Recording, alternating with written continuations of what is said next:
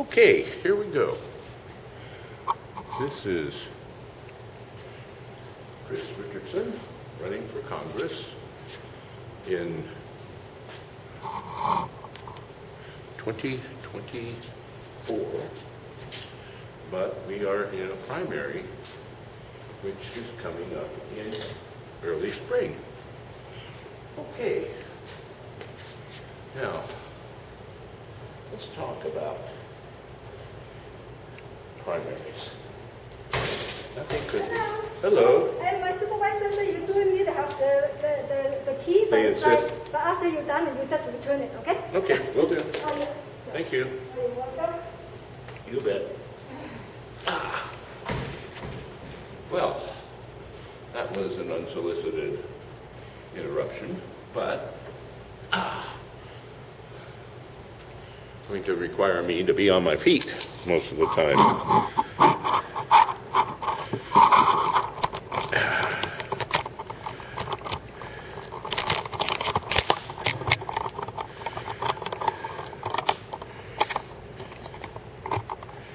Okay, let's see how we're doing here. Any better? Couldn't be any worse. Okay, I was talking about the primaries. And this is still not working well. Let's see if we can adjust that a bit.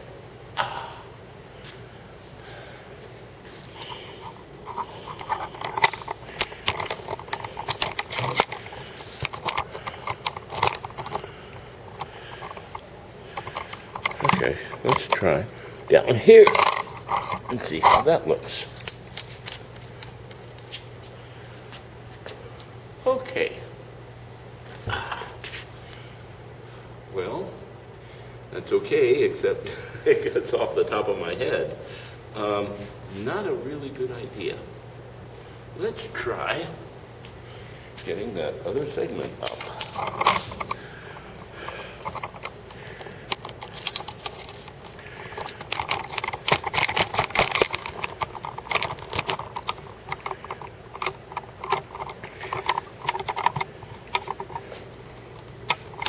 Let's see if that works any better. I think it's going to work just about fine.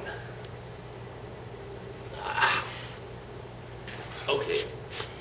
The primaries are a means of keeping the number of candidates as low as possible, down to two. A or B, which one do you want? A or B? Well,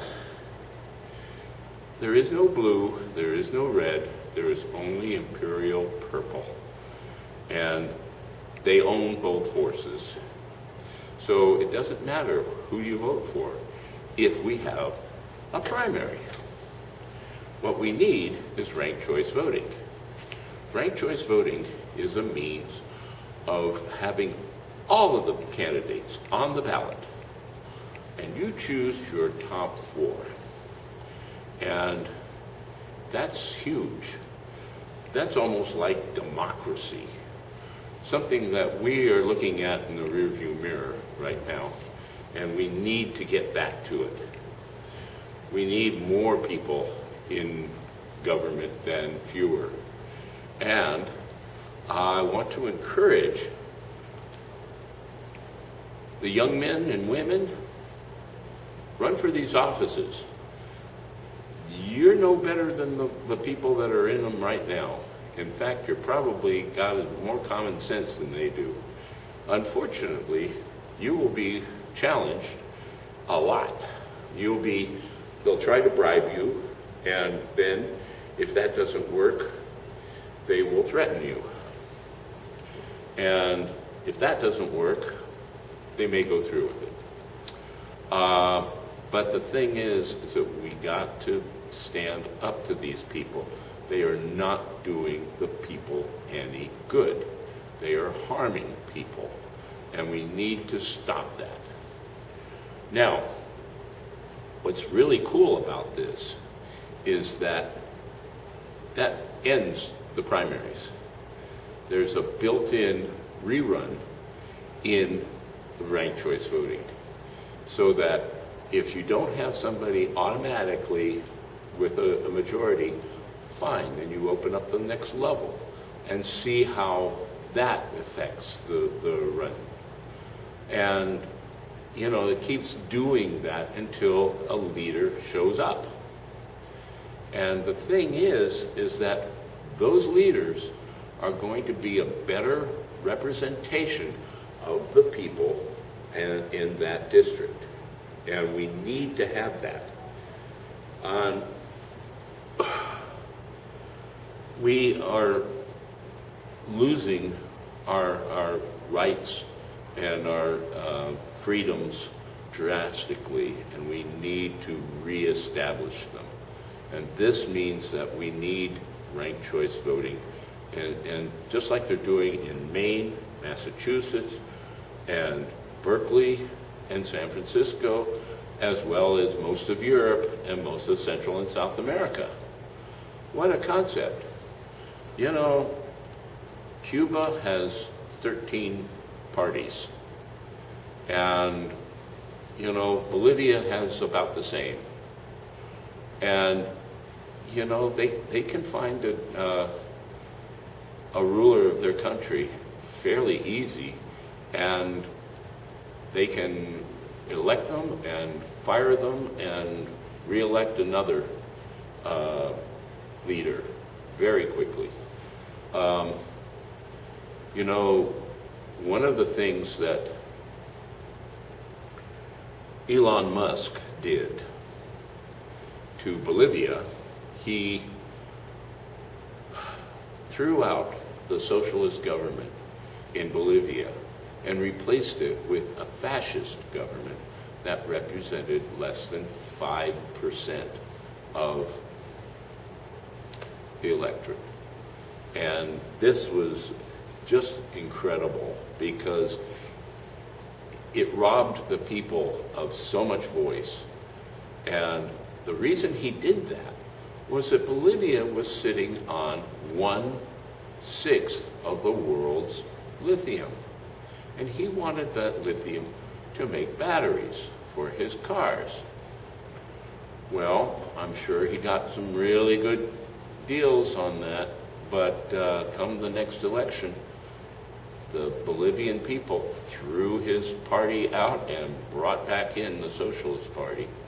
And, you know, it's just pathetic that our CIA has been doing this to other countries, throwing out legitimately elected governments in favor of usually strong-arm or fascist governments that can control the people.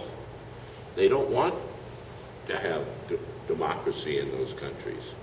You know, we were once considered the home of democracy, and we would create democracies everywhere we go. Not so much. We have created more fascist governments in the last 20, 30 years than you might imagine.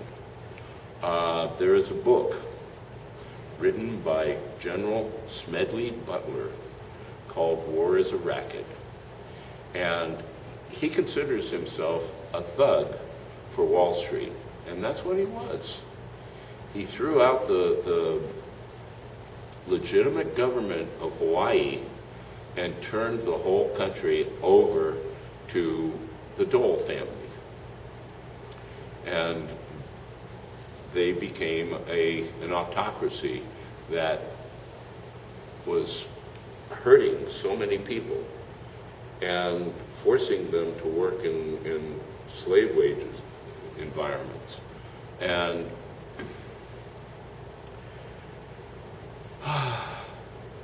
but one of the things I want to get down to now is we have to stop our imperialism. Our imperialism is hurting people, and massively. It is forcing us to build more walls between people and restraint of trade against their way of doing business and our way of doing business. We had sanctions against the employee-owned Huawei company in China. Well, we had contracted them to make embedded processors for our new cars. Only we decided we're not going to buy them. So, you know, it's too bad you did all that work on those parts. And, you know, Huawei said, it's okay, we'll sell them to your competitors. And they did. We lost a whole season of auto sales because of our stupidity. And our sanctions are doing even worse damage to other countries. Countries like Cuba. Cuba has been one of the most altruistic countries you could imagine. When there's a hot spot in the world, Africa, Asia, you know, China, they send in their doctors, and their doctors are there to help relieve the suffering and get these people well. And they know how to do an awful lot of these. But we have sanctions against them because we can, and we feel as though we should. And frankly, during the first weeks of the pandemic in Wuhan, it was the Cubans who came to the aid of the Chinese to build all the hospitals that they needed, they projected that they would need for their population getting sick. And so they did that. And when they finished, they got on planes and went to Spain and Italy, two places where the pandemic had picked up after the Wuhan military games, the Chinese military games in Wuhan in 2019.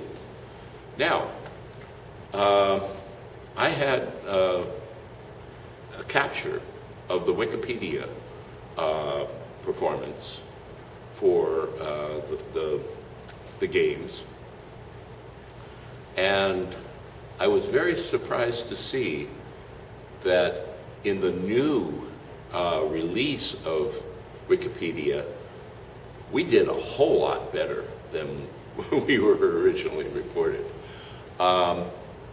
They said that we earned 20 gold medals, 30 silver medals, and 30 bronze. Actually, in fact, we earned 3 silver medals and 5 bronze medals, 8 total. And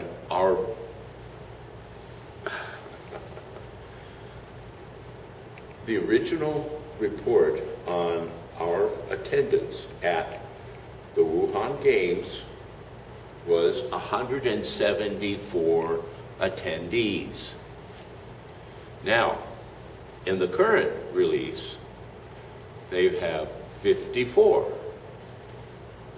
Why the discrepancy?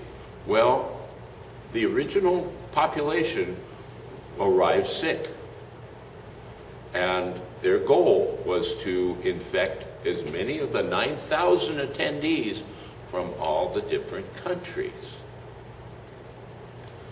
Okay, well, that's where an awful lot of these coronaviruses took off and ended up in other countries. We made sure that everybody got to go home with a case. And it's really a shame, because we lied to them. The solution was so easy, and we had captive media that was willing to lie for us in order to make sure that as many people got the vaccine as possible. And they inflated the death tolls. If you had been in an auto accident and you were rolled into the emergency room and they swabbed your sinuses and you came back positive, which wasn't too hard, you were a COVID victim. Didn't matter that you had a flailed chest, just that you were now, you died of COVID. They had to expand the definition so broadly as to capture all these people.